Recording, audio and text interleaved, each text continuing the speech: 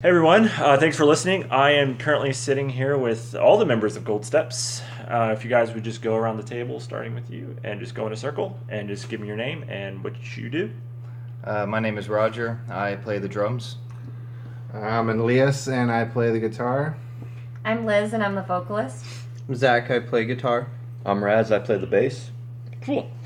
So you guys will have an album coming out at the end of May. And it's called Incandescent. So we want to sit down and talk about it a little bit more. So if you guys will just kind of take charge, and we'll just start with the first track, Firestarter. You all had a video come out recently about that with Firestarter. Firestarter was actually released. No, I don't. No, you go ahead. Oh, fine. Okay. So Firestarter is the opening track, and we chose it because it just has that opening track feel. It's got a really great intro to it. The leads on it are really fun. It just has that like anthemic quality to it. So we felt like it was a great way to kick off the record with some fire and fury, if you want to put it that way. The progression of writing that song was actually what kicked us into gear to finishing out the record. I think it was the fourth song we wrote, and we'd kind of hit a writing slump. So Zach woke up one morning with this riff and was like, I gotta play this for you. And I pulled some lyrics from a note that I had on my phone, and it kind of just developed from there. And as soon as we were done writing it, we were like completely re-energized to keep working on the rest of the record, which was good because I think we had like a month left at that point to finish it off. But Firestarter is really about looking within yourself and finding something that's worth fighting for and building that up, and really finding that spark inside and nurturing it, and then going out with a bang. Cool. So the next track, if my handwriting serves me well, is Exit the Apologist. All right, so this is the kind of the one song on their EP that has nothing to do with mental health, except for it has everything to do with mental health because it was about a relationship that went really poorly for me when I was in college. I dated somebody who cheated on me rampantly with multiple people, and it was really heartbreaking. But I remember when I finally got up the courage to, end the relationship for good, I felt so empowered. So this was kind of a song that was written about feeling there's a lot of anger in the song, but there's also a lot of like empowerment in yourself. So like feeling like you don't, not trying to be like a jerk to that person, but really putting your foot down and saying like, I am better off without you, and I'm a strong person, and I don't need your problems in my life, and I'm moving on without you. So that's what that song is about. Cool. So the third track is Vacancies. Vacancies. That's one of y'all's favorite song, right? That's my favorite song. It's your favorite Yeah. song? I like that song a lot. Why do you like it? Oh man, I don't know. That one for me is like shows the amount of energy that this band has. Like when we play it together, just the vibe and the I don't know. For me, it feels like it puts out a lot of positivity when we play it, and just seeing like other people get down to it. And when I listen to it, I feel, I don't know, I feel a little happy when I'm listening to it. But yeah, it's just an all around good song. The leads on it are fantastic. I mean, just the way the melody is, and the lyrics, and how Roger just gets down on the drums. For me coming into it, later on in the game, and it was already written, just hearing it, and it just really got me pumped. Just every time we play it, it's just one of those songs that's just like, all right, let's keep going. Let's get this momentum, keep going. So it's pretty good. Yeah, and that song is that was inspired by the fact that I really did not like the job I was working when we were writing the record, and thankfully I've moved on from that job, and I have a job that I love now. But that one, I always end up dedicating it to people in the audience who are currently in a position they might not want to be in, but they have to for money's sake, or because it's what's getting them through like college right now or whatever that looks like. So I always dedicate it to the people who aren't happy where they're at now, just to give them a little bit of hope that there is something out there and they will find their path eventually. That was also the first song that we wrote for that album. No, that was As Luck Would Have It. You sure? I thought that one was already No, being As Luck wrote. It was? It was As Luck and then Vacancies. Yeah, so it was the second song we wrote. Cool. So next track is As Luck Would Have It. So this one is special. This is a very special song for us. This was the first song I've written for Gold Steps that I felt like had an actual like somewhat positive spin to it. It's not very positive. There's still the chorus line that goes, "I'm still sad, but I'm not as sad as I used to be." So it's like a leaf slightly turning. I'm not turned around all the way. I'm not in a totally positive headspace yet, but I'm getting there and I'm making progress. And that song was written because I was inspired by Zach after we started dating. We wrote this song in January of 2017, and we ended up demoing it in February and then kind of sat on it. We started playing it live, but we were just saving it for the next EP.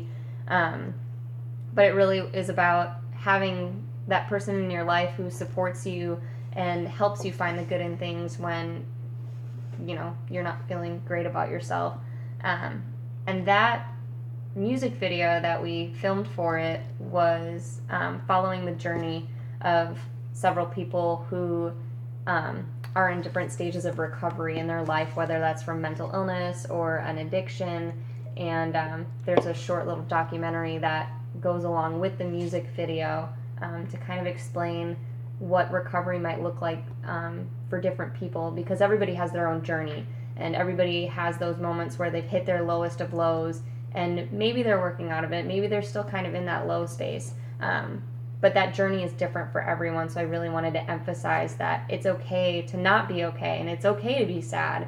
And just because you aren't in rehab anymore or you're not actively suicidal anymore, it's still going to hurt sometimes, and that's okay, but you're still moving forward. So that's what that song's about. So the next song is Sucker Punch, which you all have a video coming out for, correct? Coming out in May. I would love to say something about that song.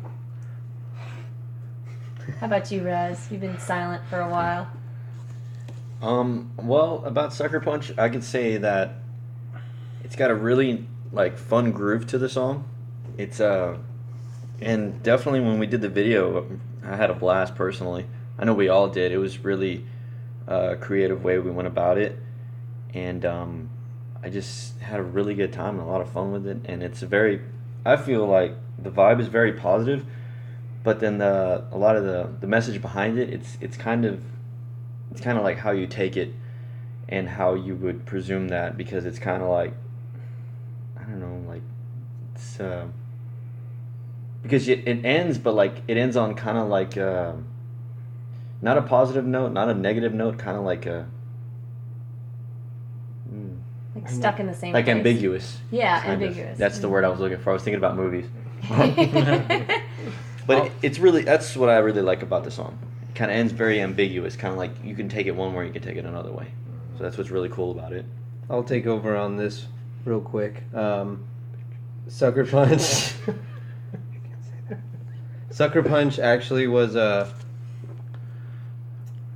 it was a pain to write, especially in the studio. We had some arguments as far as the melody on the chorus goes. We tried not to fight about it, so we just kept it, and then we ended up not liking it and hating it. So we made a journey all the way to Paducah, Kentucky, to see the gentleman that actually mixed our album, Rick King at King Sound, and he helped us recreate that chorus and make it something we actually loved. We did not want to make this song a single, but we ended up making it a single and putting a music video to it. But he actually was a huge help in it. Yeah. Originally, I was so unhappy with the song that I was debating taking it off the record completely because there was just it didn't feel the chorus didn't feel right to me. It didn't feel like something I would sing. It felt really manipulated and really like forced into being higher notes. So we actually rewrote it and dropped it down, and now it feels more authentic and more like something I would actually sing. So that was one of the struggles with this record was I had a lot of people saying, hey, like, you guys can do those high notes, like, you should write songs like that, you should sing songs like that. And it definitely pushed me to challenge myself and think outside the box with melodies. But there were times where I felt like I didn't really know who I was writing the song for anymore. Like, who was the melody for? Did it fit us? Was it a Gold Step song? So thankfully that was the one song that I felt like didn't sound like me the most, and now it totally sounds like a song I would write. So All right, now cool. we love it. Nice. Now it's a new single. Mm-hmm. So the next song is Brightside. I'll take the lead on this one. It's another one. So this is another song that is somewhat of a similar concept to As Luck Would Have It. Obviously, it's a positive song. So this is my second positive song that I've ever written, if you guys are keeping track. But As Luck Would Have It differs from Brightside because Brightside really is more of a... That song was straight up written for Zach. It was written and completely inspired by him. All of the lyrics are very, you can easily hear The love. in them. And the chorus goes, I'm not the one to see the bright side of anything, but you taught me that even when the light is gone, there's always hope. There is a dawn. With you, I'm getting better. So he really has been the person who has supported me and helped me grow with a lot of my mental health issues. And I can be more vulnerable and open with him about them because I know that he cares and I know that he wants me to get better, but he also understands that sometimes part of supporting someone is letting them have those bad days and just being a silent source of support for them. So that's what that song is about. Nice. Cool. And the final track is Manic to Panic. I want Roger to talk about this song. Well, this song was fun to do in the studio. And when I say fun, I mean it was grueling in the studio to record. This song was done in literally the 11th hour of the studio on my part because I did all the drums in one day. But Manic to Panic is, I like to call it my Phil Collins song. And I won't go into too much detail why. I'll let people discover that when the album comes out. But it was recorded in an hour, and it's my favorite song on the album by far. Brightside is a close second, but the ending of the song is something completely different than anything that we have done prior, and it's written in it's completely different and in the best possible way. And I like the end of it the most just because I did it in one take. It was intense because we only had like 5 minutes left before the studio closed, and we did the end of the song all in one take. It was really cool.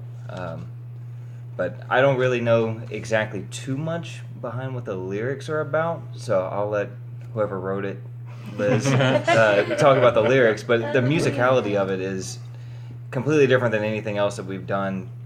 There's no other song that even is close to the style that song puts out. Yeah.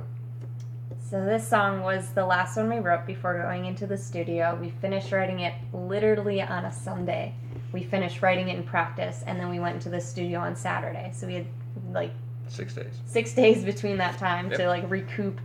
But Manic to Panic is a very special song.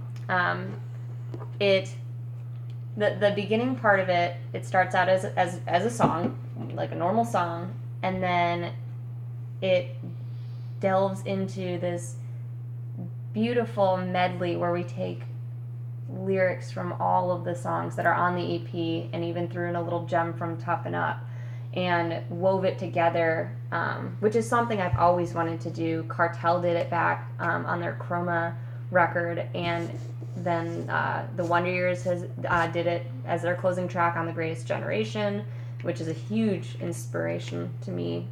And Fall Out Boy did it as well on What a Catch, Johnny on Folie à Deux.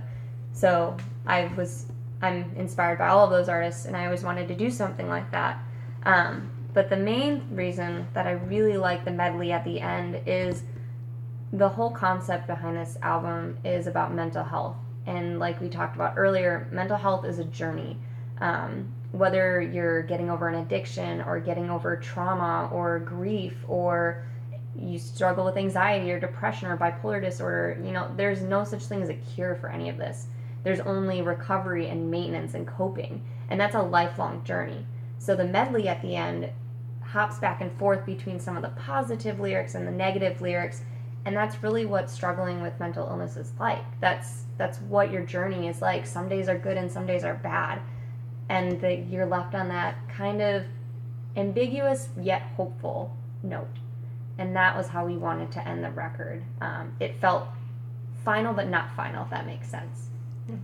Musically it felt final, but lyrically it leaves a lot of doors open, which I think is good for an it. ellipses. Yes, I like that. Yeah.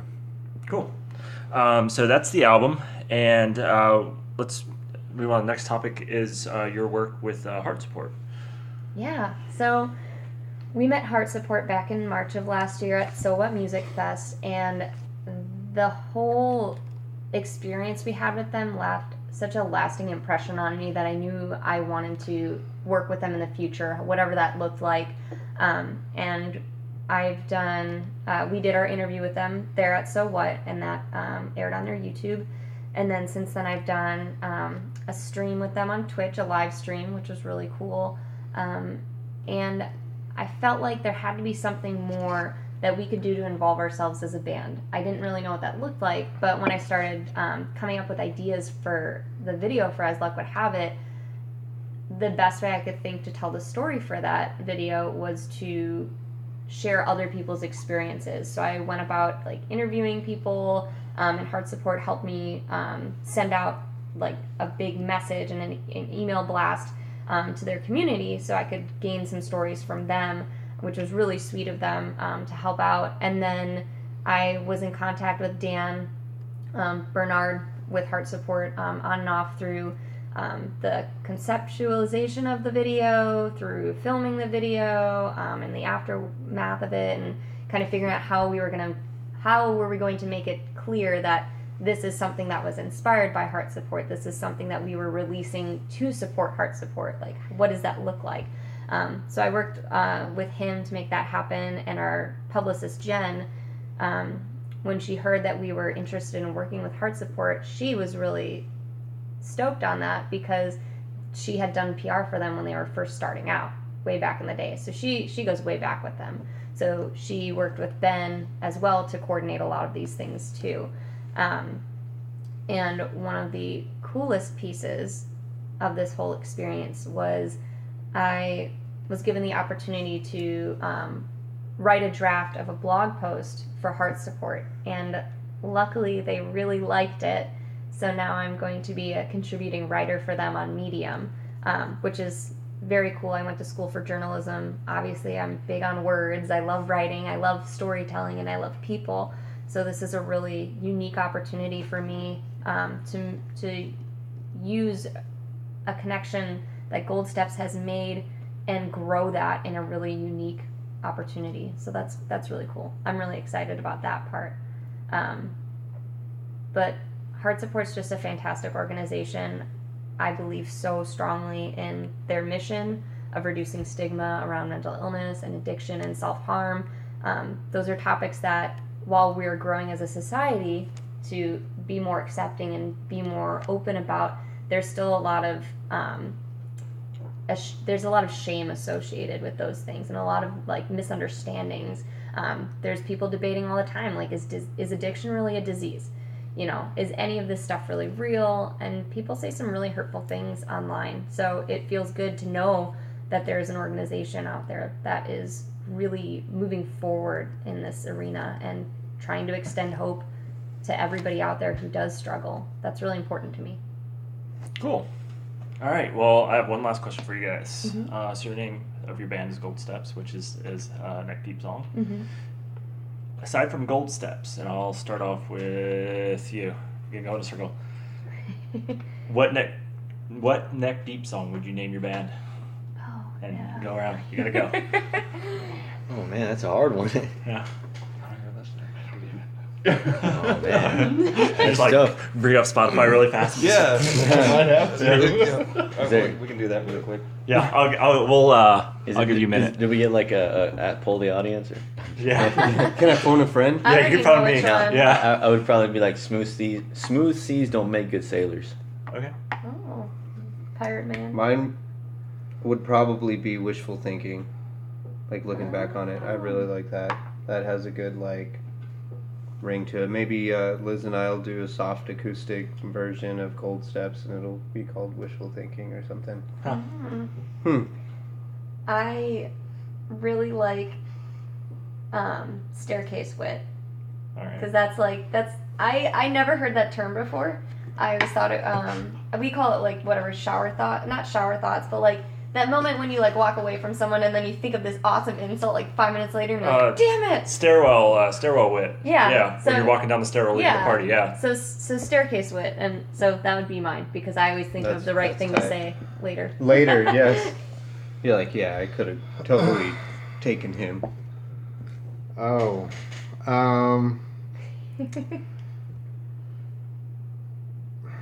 I would have to say maybe Silver Lining. That would probably be a good one. Like silver linings. Sounds You know. We're gonna be like, don't say first date. That's Blink. That one or Up in silver Smoke. linings, gold steps, platinum escalators, Bronze escalators. whatever. All right. Mahogany. Time. You're running out of Robert. time. I'm running out You're of time. Time's I up. was Time's up. looking. I know my favorite song from Neck Deep. I guess I could say that is Duality. yes, it's Duality. No, it's but it's not on my Spotify for some reason. It's Zoltar Speaks That's a cool name. That's yeah, a that's cool cool. name. Yeah. All right. like that The, one. because it reminds me of Dude, Where's My Car? Yeah. Yeah. Zoltan. Zoltan. Mine would be Serpents. Ooh. Nice. We Is that a actually post-hardcore or metal we considered band? doing a cover. A of that one little bit time. of both. So we'd switch between. Bloodcore. Yeah, bloodcore. Yeah. Anything with core after it. Yeah. Yeah. Easy Cool. hardcore. I like that question. That was fun. Yeah, that was a on the way here thought. So it wasn't Nice. exactly stairway wit, but it was more just driving here stuck in traffic wit. I like that. Yeah, right. Traffic wit. Yeah, I have too much time on my hands wit. So cool. So that's all I have for you guys. Watch for the video for Sucker Punch. That's going to be coming out in mid-May. And then, of course, Incandescent drops on May 25th. So go ahead and get your pre-orders in now. We have some really cool pre-order packages available only on our website, www.goldstepsband.com. And then you can pre-order the digital copy on iTunes, Amazon, or Google Play. And then after that, look out if you're in Austin. Our EP release show is going to be on June 16th. And that'll be a co-release with Nominee for their split with Sundressed. So it's going to be a banger, and we want to sell it out. So let's see if we can pack Sidewinder as full as possible. Yes. And we'll see you there.